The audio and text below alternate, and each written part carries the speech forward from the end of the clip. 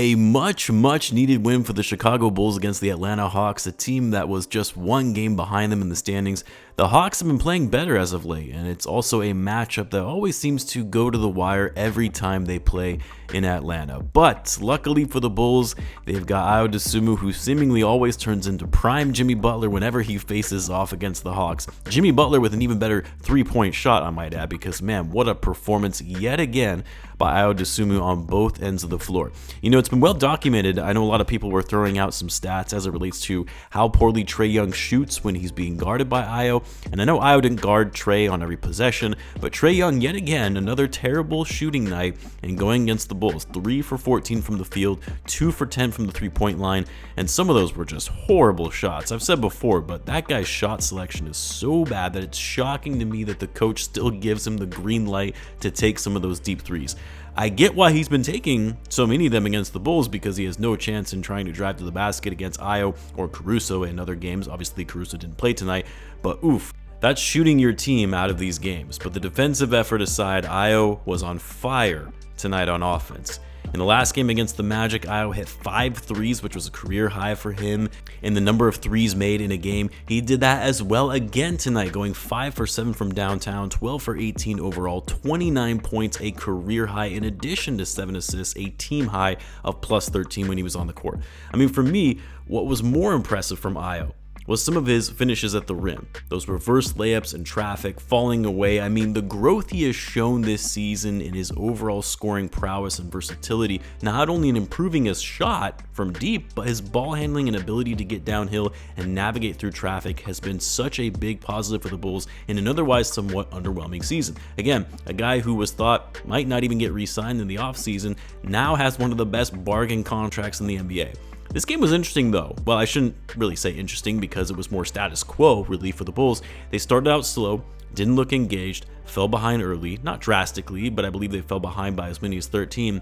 And then just like in the game against the Orlando Magic, they somehow found some life and exploded right before halftime to actually take the lead when they were down double digits with less than 2 minutes to go, completely turning momentum around. And they came out strong, focused, high defensive effort in the third quarter. Like, even when the Hawks went on a little bit of a run, the Bulls responded right back on their own, capitalizing on poor defense from the Atlanta Hawks, being efficient and purposeful on their possessions. They got a little sloppy at the end where they almost let the Hawks kind of make a comeback after the Bulls blew up the lead to 12 with less than 2 minutes to go. But luckily, they kept their heads down into the game and closed out. A very efficient night on offense for the Bulls.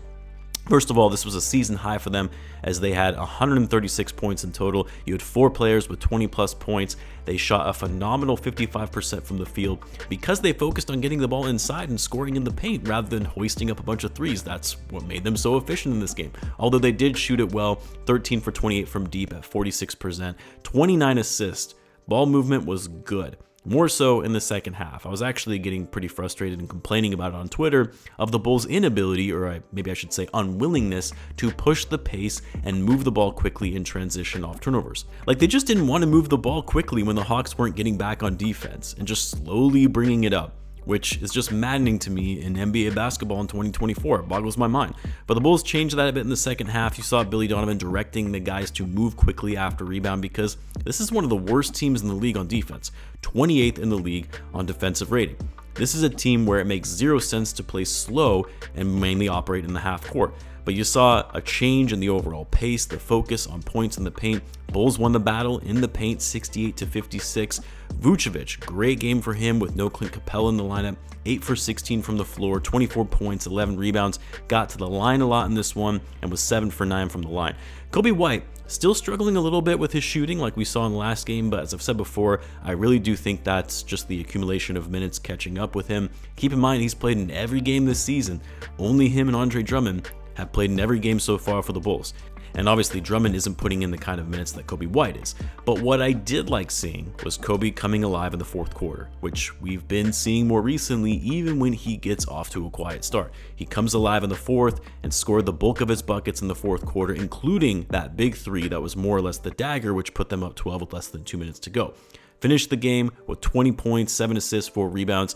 And then, of course, DeMar DeRozan was the other Bulls player with 20-plus points, was efficient, 10 for 17 from the floor, 9 for 11 from the line, 29 points, 3 rebounds, and 5 assists.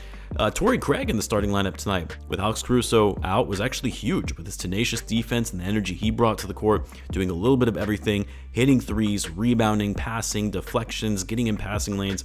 And then how about the Bulls bench tonight?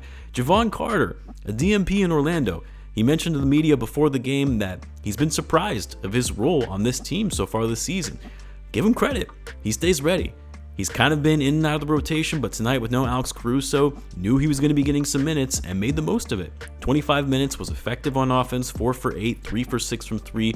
With Coby kind of struggling from deep, you needed some of those extra 3-pointers. 11 points and a +9 when he was on the floor. And then Dalen Terry, put it in reverse Terry, had some nice plays at the basket, hit a 3 as well, 7 points, 4 rebounds. You know, one thing I actually really love about Dalen Terry is he loves to push it. He loves getting the ball out quickly after a rebound. He doesn't have the ability always to create on some of those transition plays when he's taking it in himself, but he gets the guys moving, and that's what I want to see. And then Andre Drummond, solid game, 7 points, 11 rebounds. I mean, really, all around a great game for the Bulls, a competitive game. I know that's a triggering word for Bulls fans, but it was a competitive game. That said, the Bulls are going to need to take it up even further for their final game before the All-Star break against one of the hottest teams in the NBA, the Cleveland Cavaliers. Can't come out slow, can't come out looking disinterested and think you could just pick things back up in the second half.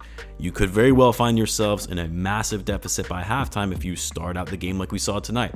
I don't need to see another game where the Bulls go down 30, crawl their way back into this one, all but to lose in a close effort. But either way, it's going to be a much needed break coming up here for the All-Star break, especially for DeMar and Coby, who still lead the league in minutes played. Bulls still chasing that elusive 500 record. Crazy how we're still here, but they create more separation in the standings between them and the Hawks. Bulls are now only 2.5 games behind the Miami Heat for 8th, with them falling a bit in the standings. Got to keep winning though, and the Bulls have a lot of tough opponents coming up. Also, side note, in case you missed it, I had Casey Johnson on the channel earlier for an interview today as we discussed some of the behind the scenes of the Bulls trade deadline and potential buyout candidates. Check that out in case you missed it. As always, guys, be sure to subscribe, and I will see you in the next one.